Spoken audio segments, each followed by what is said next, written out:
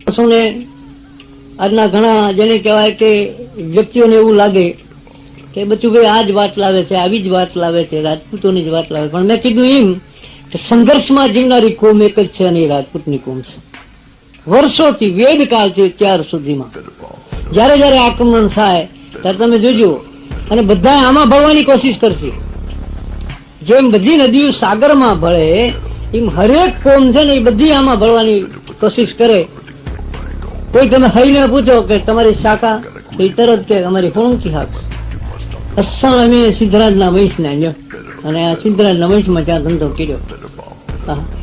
હા જોજો તમે મોચીને પૂછો તમે કે તમે અસલ ગોહેલ આ ભાવનગર માણસ સાહેબ વીરભદ્ર બધા એક જ બાપનો વસ્તાન લ્યો. આપણને એમ થાય કે હા કોઈ બી કોમને પૂછો તમે તો એ રાજપૂતમાં ભરવાની કોશિશ કરશે.